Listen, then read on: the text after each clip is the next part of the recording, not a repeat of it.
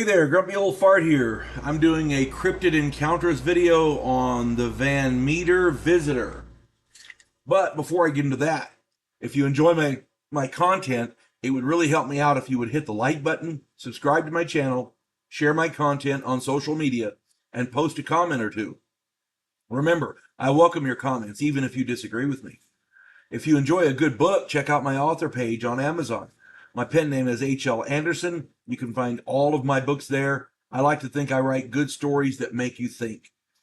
I wrote a 3-book series, a science fiction western called Drifters. I wrote a fun story about a house in New Orleans where the monsters all hang out. It's called The House Off Farrago Road. I wrote a political fantasy called The Righteous President. A political fantasy called The Righteous President. And I wrote, I've got 2 so far. I'm going to be working on a 3rd one soon. The first one is Vanguard 1, and the second one is Task Force Terminus. Terminus is a sequel to Vanguard 1. It's science fiction set in the future, space warfare, alien. It's a study of humanity from an alien perspective. I think it's a good story, and I hope you get my books. I hope you enjoy them. Now, on with the Van Meter Visitor. Van Meter is a quiet suburb of Des Moines, Iowa. In the fall of 1903, that sleepy suburb was visited by a strange creature that would eventually be known as the Van Meter Visitor. I'm getting a little tongue-tied. I don't know why.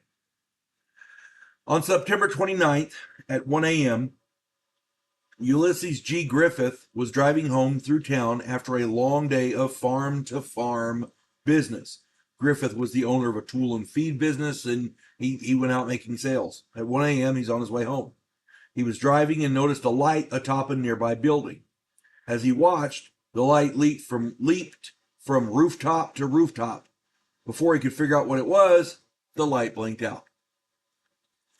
The next morning around 1 a.m., A.C. Alcott, the town doctor, was awakened by a bright light shining through his window.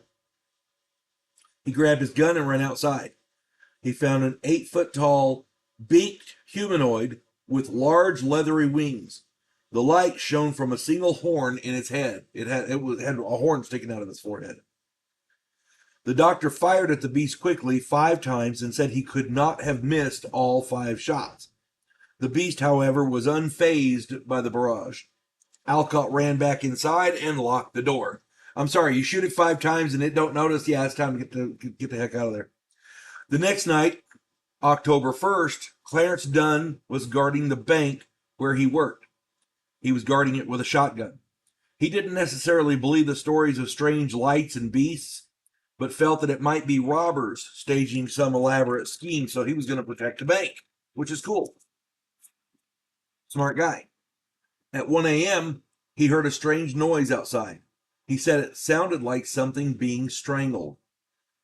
Then a bright light filled the window.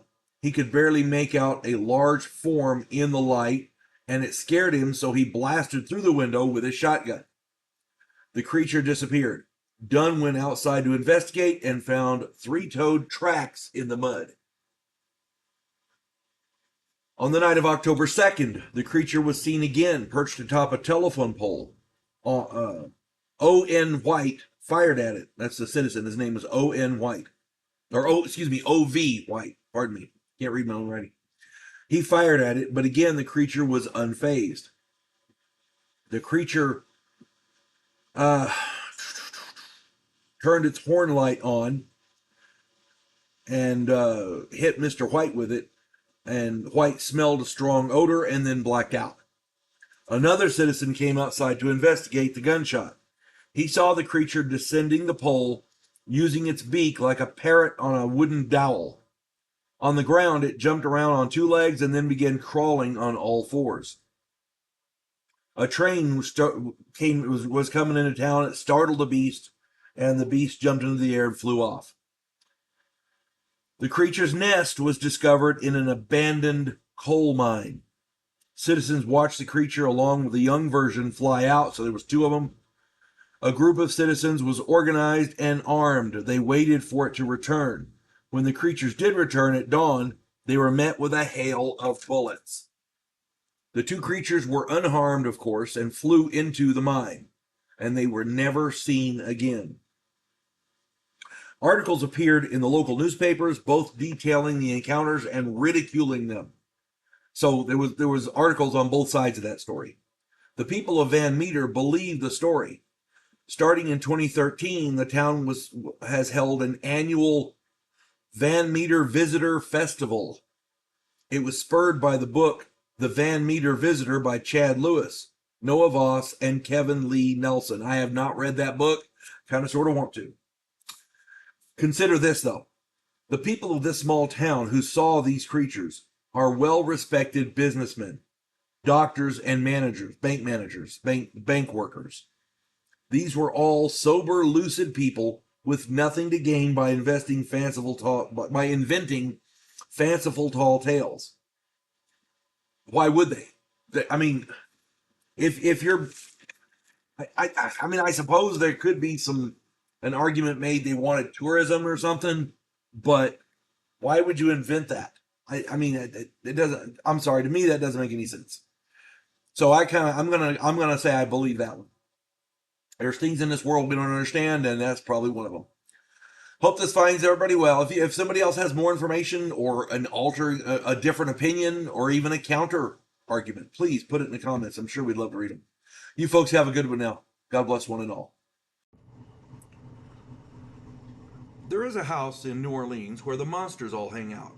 When the police detective, who happens to be a skinwalker squirrel, uncovers a plot by a paranormal perpetrator, he has to enlist the aid of his fellow housemates.